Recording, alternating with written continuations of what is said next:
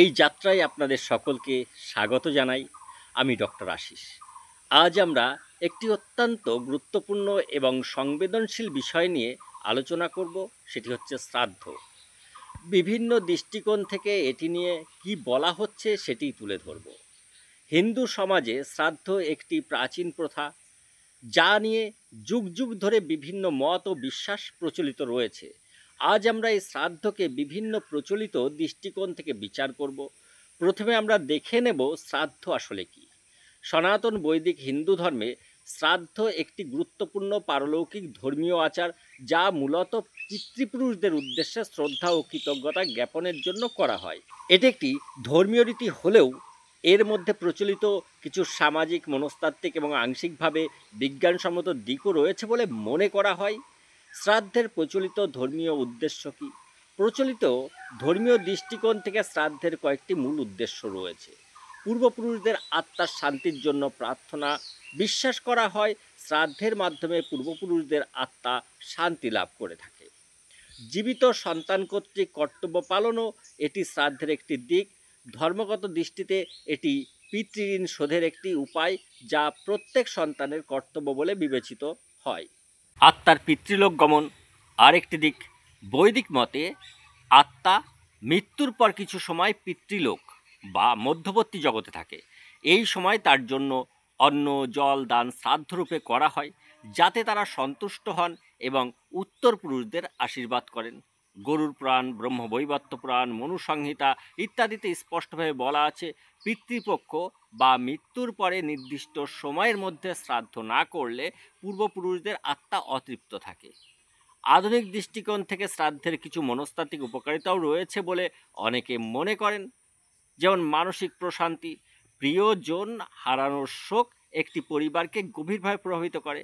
শ্রাদ্ধ একটি আনুষ্ঠানিক রীতি, যা পরিবারকে ধাপে ধাপে শোক প্রক্রিয়া সম্পন্ন করার সুযোগ দেয় এবং মানসিক শান্তি প্রদান করে। এই অনুষ্ঠানে আত্মীয় স্বজন একত্রিত হয়ে প্রয়াত ব্যক্তির স্মৃতি স্মরণ করে এবং তার প্রতি সম্মান জানায়। এটি সামাজিক বন্ধন ও সংহতি গড়ে তোলে।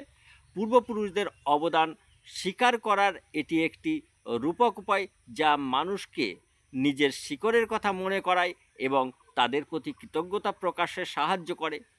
শ্রাদ্ধের প্রচলিত সামাজিক ও প্রাকৃতিক গুরুত্ব কি বলা হচ্ছে?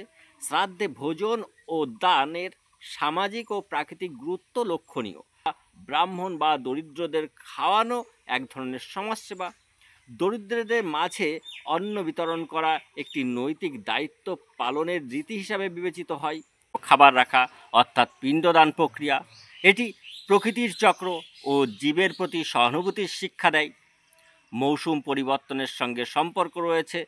বেশিরভাগ শ্রাদ্ধ হয় শরৎ ঋতুতে, পিতৃপক্ষে অর্থাৎ ভাদ্র আশ্বিন মাসে, যা ফসল কাটার সময় এবং যখন অন্ন প্রচুর পরিমাণে পাওয়া যায়।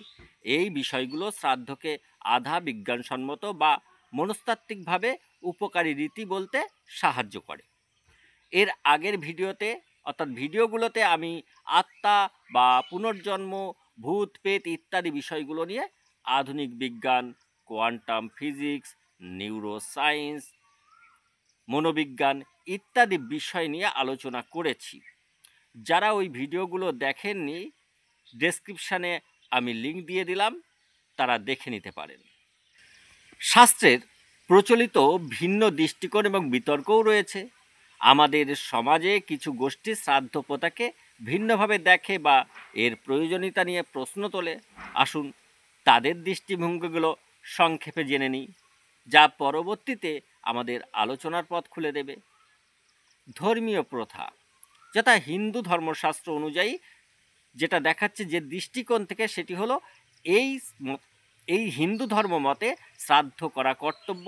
এটি পিতৃঋণ পরিশোধের মাধ্যম। শ্রাদ্ধ না করলে পিতৃপুরুষদের আত্মা অতৃপ্ত থাকে। কিন্তু যাদেরকে আমরা যুক্তিবাদী, বিজ্ঞান মনস্ক বলে মনে করি, তারা কি বলে? তাদের যে দৃষ্টিকোণ, সেখানে তাদের মতে শ্রাদ্ধ করা যুক্তিযুক্ত নয়, কারণ মৃত আত্মা খাবার খায় বা পিণ্ড গ্রহণ করে, এই ভাবনা বৈজ্ঞানিকভাবে ভিত্তিহীন। আত্মা বা পরলোক নিয়ে বিজ্ঞানের কোনো স্পষ্ট প্রমাণ নেই বলে তাদের দাবি। শ্রাদ্ধকে অন্ধবিশ্বাস, সামাজিক খরচ ও শোষণ হিসাবে দেখা হয়। এই দৃষ্টিকোণে শ্রাদ্ধের পরিবর্তে মৃতের স্মরণ, দান, শিক্ষা বা জনসেবা অনেক বেশি মানবিক ও অর্থবোধক। আধ্যাত্মিক সংস্কারপন্থী দৃষ্টিকোণ যেমন আর্য সমাজ, ব্রাহ্ম সমাজ, মতুয়া সমাজ, অনুকূল ঠাকুরের যে সৎসঙ্গ সমাজ, রামকৃষ্ণ মিশন, ইসকন ইত্যাদি, এরা শ্রাদ্ধের বাহ্যিক আচার অনুষ্ঠানকে গুরুত্ব দেয় না। তাদের মতে প্রার্থনা, স্মরণসভা, নাম সংকীর্তন, আত্ম উন্নয়ন বা জনসেবাই যথেষ্ট। ঈশ্বর চিন্তা, সদাচার ও মানব কল্যাণের মাধ্যমে আত্মার শান্তি কামনাই আসল শ্রদ্ধা। তারা বলেন মৃতের জন্য শ্রাদ্ধ নয়, জীবিতের জন্য মানবতা। এই মতের অনুসারীদের মধ্যে রয়েছেন মতুয়া সম্প্রদায়, যেমন হরিচাঁদ ঠাকুর, গুরুচাঁদ ঠাকুরের অনুসারী, যারা জাতপাত ও বাহ্যিক আচারের বিরোধিতা করে ঈশ্বর চিন্তা ও সৎকর্মকে যথেষ্ট মনে করে। আর্য সমাজী স্বামী দয়ানন্দ সরস্বতীর প্রতিষ্ঠিত এই সমাজ পুরাণ বা পরবর্তী শাস্ত্রের আচার প্রত্যাখ্যান করে। ব্রাহ্ম সমাজ রাজা রামমোহন রায় প্রতিষ্ঠিত এই সমাজ যুক্তিবাদ ও একেশ্বরবাদে বিশ্বাসী এবং পৌরাণিক আচার মানে না।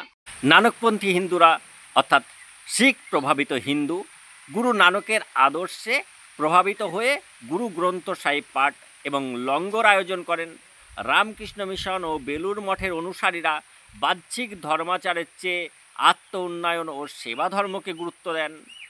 চৈতন্য বৈষ্ণব, গৌড়ীয় মঠ, ইসকন শ্রাদ্ধে পিণ্ডদানের চেয়ে ভগবত নাম, প্রসাদ বিতরণ, ভক্তি সাধনাকে বেশি গুরুত্ব দেন।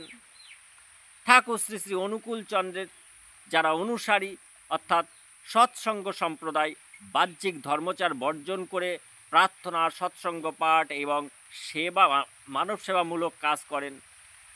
সত্য সাহেব ধর্ম, সৎনামী সম্প্রদায়, এরা ব্রাহ্মণতন্ত্র, পৌরাণিকতা ও জাতপাত বর্জন করে নাম জপ, উপদেশ পাঠ এবং সামাজিক সেবা করেন।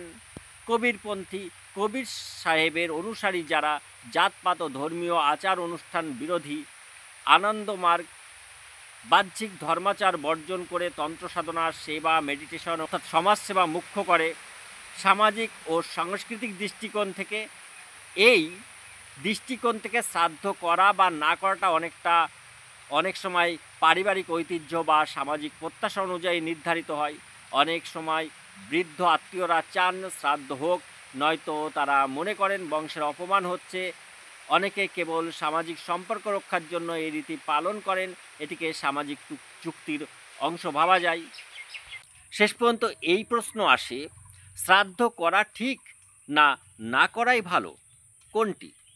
আমরা আজ শ্রাদ্ধের প্রচলিত বিভিন্ন দৃষ্টিকোণগুলো দেখলাম। কেউ একে অপরিহার্য কর্তব্য মনে করেন, কেউ কুসংস্কার হিসেবে বর্জন করেন, আবার কেউ এর আধ্যাত্মিক বা সামাজিক দিকগুলোর গুরুত্ব দেন।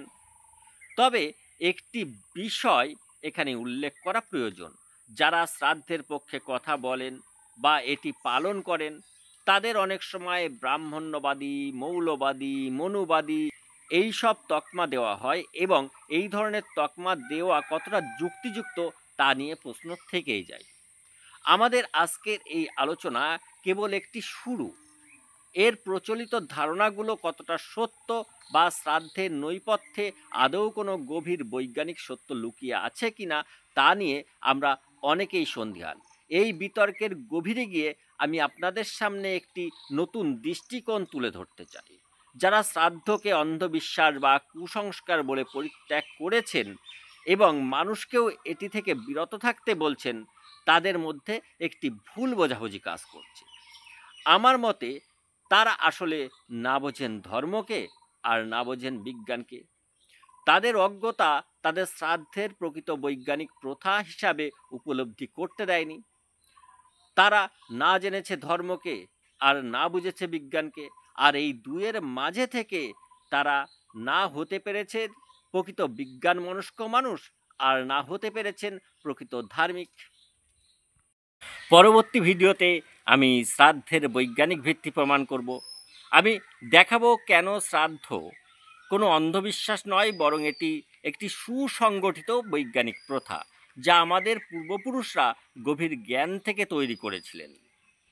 শ্রাদ্ধ সম্পর্কিত আমাদের প্রথম পর্বে আলোচনা আজ এখানেই শেষ হচ্ছে। যদি আপনাদের আমার এই কথাগুলো ভালো লেগে থাকে এবং শ্রাদ্ধের বৈজ্ঞানিক ভিত্তি সম্পর্কে আরও জানতে আগ্রহী হন, তাহলে অবশ্যই কমেন্ট করে জানান। যদি ভিডিওটি ভালো লেগে থাকে তবে লাইক করুন এবং বন্ধুদের সঙ্গে শেয়ার করুন। যদি আপনি ইউটিউব থেকে দেখছেন তাহলে চ্যানেলটি সাবস্ক্রাইব করুন, আর ফেসবুক থেকে দেখছেন তাহলে অবশ্যই পেজটি ফলো করুন।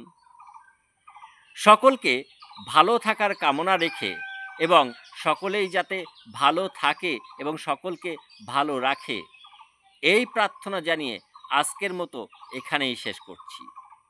সকলকে অনেক অনেক ধন্যবাদ ও নমস্কার।